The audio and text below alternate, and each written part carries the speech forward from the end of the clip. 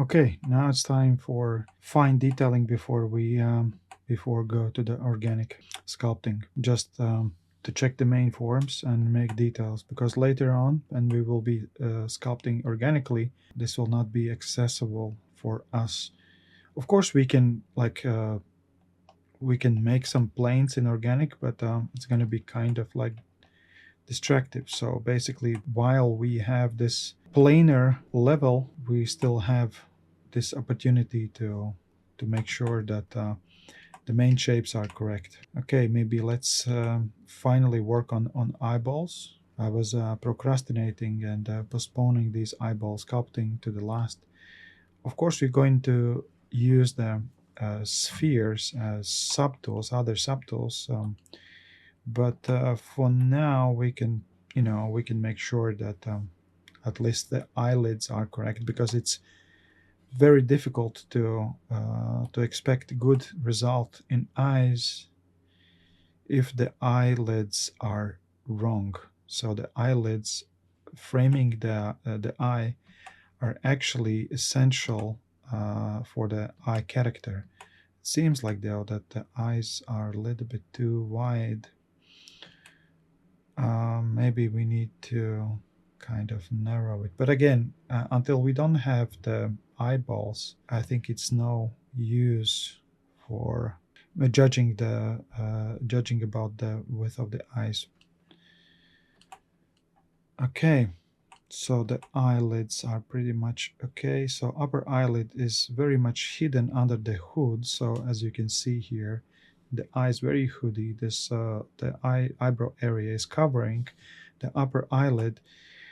About the form of the eye, of course, it is very advisable not to make the curved lines, especially on a male, because if you have these angular shapes, you have more control over the form.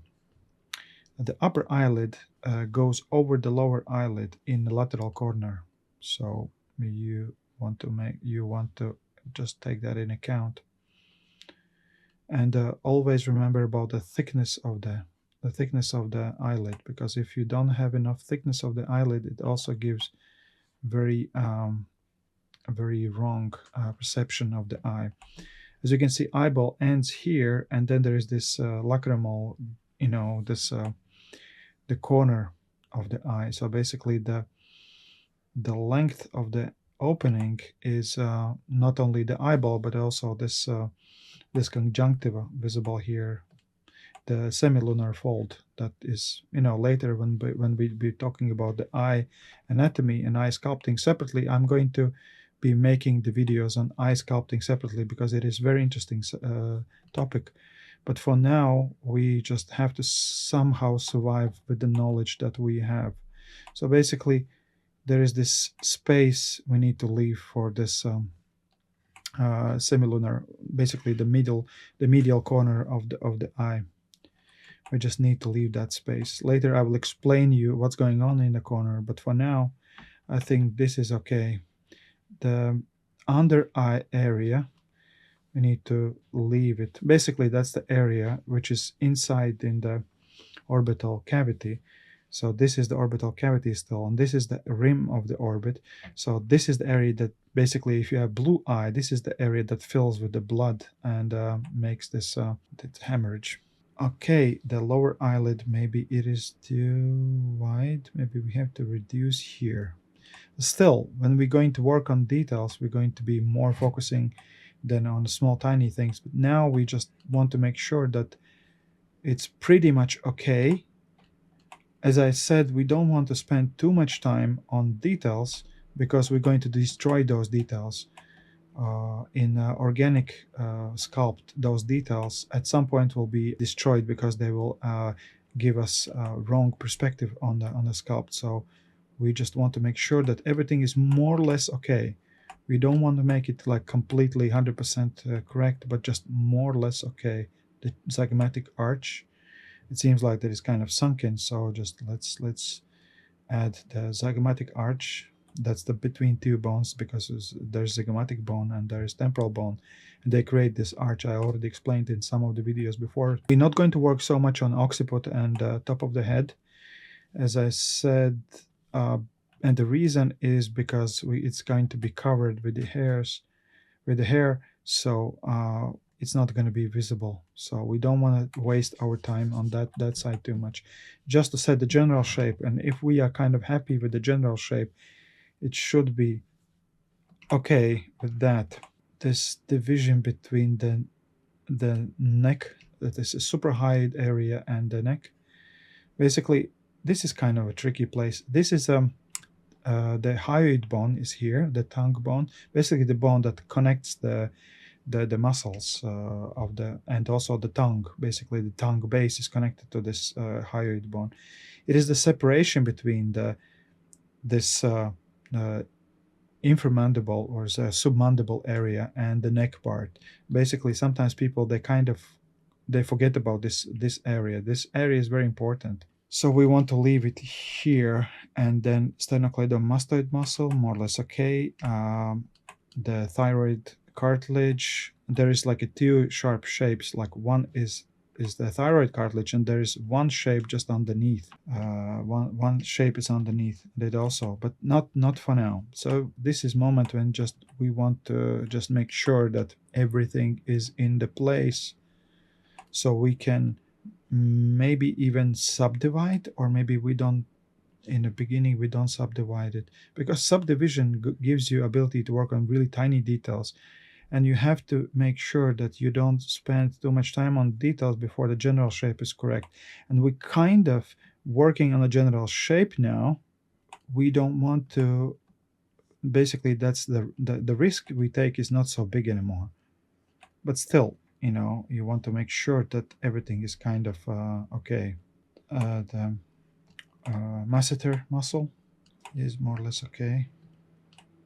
The upper lip seems to me very flat, so here there's like more of a lip somehow.